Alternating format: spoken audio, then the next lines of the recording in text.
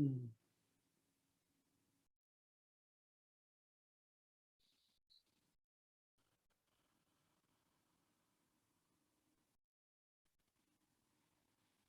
Mm. Greetings, beloveds. Beloveds, there is no need for efforting. There is no need for strife. There is no need to feel challenged by anything. When you can come to understand that truly every moment of your life has been scripted by you in accordance with what you wanted to learn, in accordance with what you wanted to experience. And if a certain circumstance or a certain situation or a certain relationship seems to be repeating itself, it is merely because you have not yet garnered, you have not yet allowed yourself to surrender to the neutrality of that experience. So if you have a series of getting flat tires on your car, if you have a series of having certain conversations or fights or arguments with people, if you have a certain series of reactions to a food, to a substance, to a circumstance, understand that this is being presented to you time and time and time again until you move into the modality of saying, nothing I see means anything. I am not a victim of the world I see. How many of you are in relationships where you feel victimized? How many of you say, I must go to my job. My job cannot live without me, or I cannot live without my job. There would be no other means in a world filled with billions of people and billion opportunities and billions of guides. There is no other means for me to make a living than the one job that I do that I am miserable doing. There is no other person for me to be in a relationship with than the one person that I'm in a relationship with who does not understand me, who does not like me, who does not admire me, who does not respect me, but merely needs me. There is no other place that I can live other than a home where I find that I am not happy, even though I was happy when I went to this place or that. Beloveds, you have pigeonholed yourselves. You have placed yourself within this mental prism of saying the circumstance that I have is the only one that I can have. It's the only one I've ever had, and I cannot have any other way of being. And there will come a moment when you will say, maybe everything that I have believed is not true.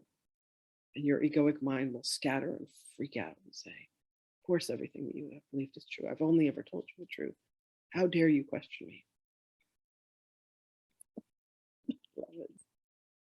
You become so frustrated and so angry and so upset. But if I would ask you to pause for a moment, to just take a breath and say, what if everything that I have believed, what if everything that I have known, what if every way in which I have put my pants on one leg at a time has been the consequence of an egoic mind? And what if I did the exact opposite of everything that was ever told to me to do, everything that I ever believed would bring me happiness?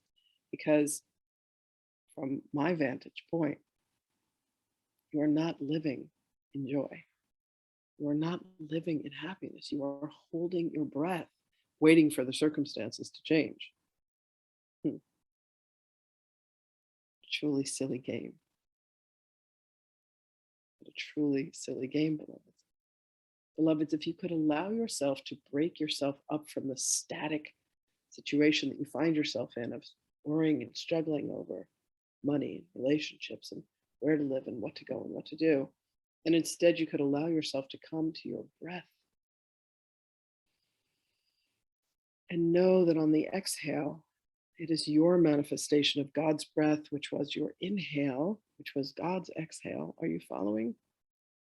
On your exhalation, beloveds, you place yourself then into the flow of life and you say, that thing of which I have been so sure, that thing of which I have known under any circumstance would never be the same, that just changed. That is no longer the way I was sure that it was. That person is no longer the way that I was sure that they were. That person who said that they would never have anything to do with A Course in Miracles is now interested. That person who said that they would never leave me is now leaving. That job that said that they needed me forever is now asking me to leave. What if everything that you had known, every place that you are sure and certain that things are a certain way, what if all of that changed in an instant? What if you chose to do the exact opposite of everything that you have always ever known to do? What if? What if you allowed yourself to think in a new way? What if you allowed yourself to breathe in a new way, to eat in a new way, to drink in a new way, to exercise in a new way, to move? What if you spent half an hour sitting outside under a tree? What if you spent 15 minutes being in the sun?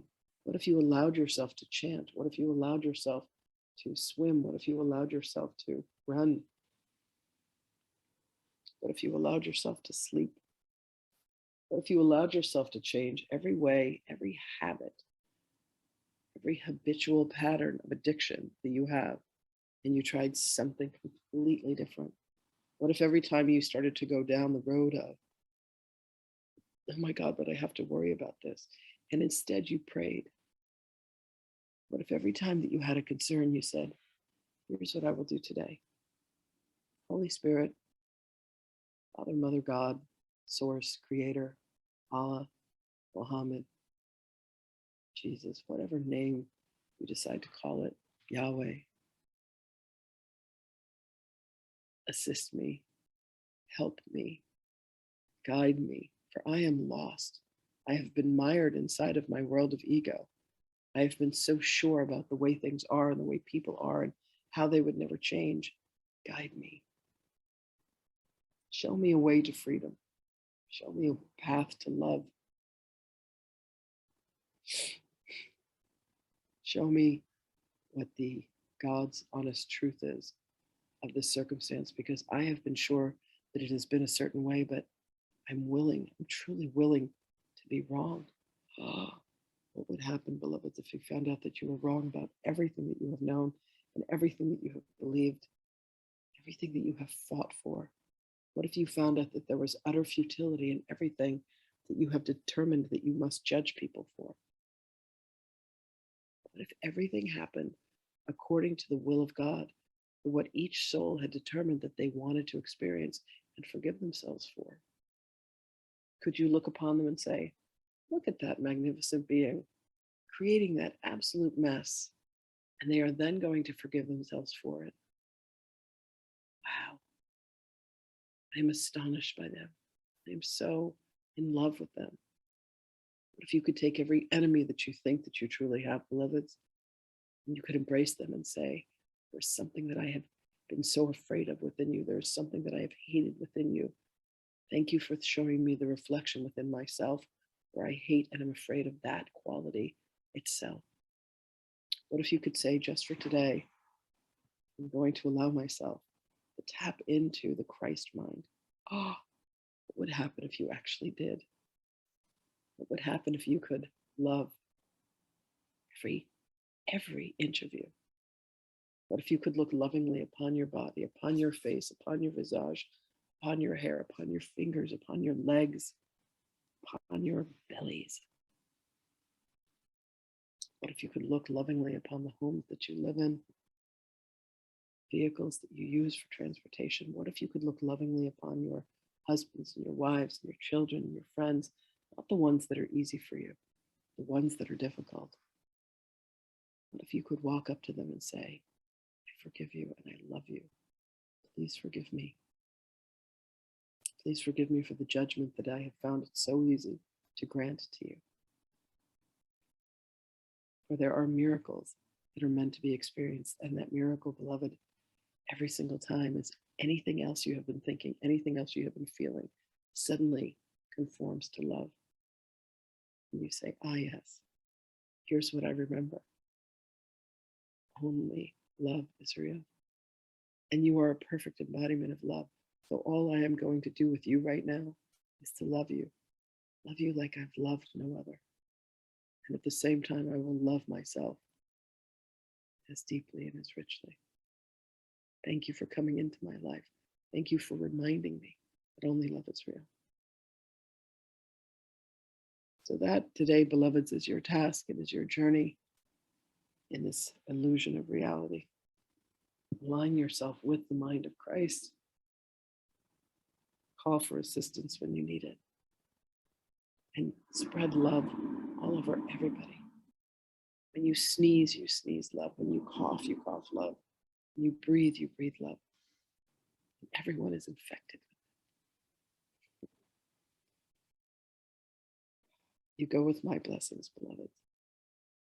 I love you so richly. For I see you, I know you, and I remember. Blessings to you, dear ones. And I will speak with you again.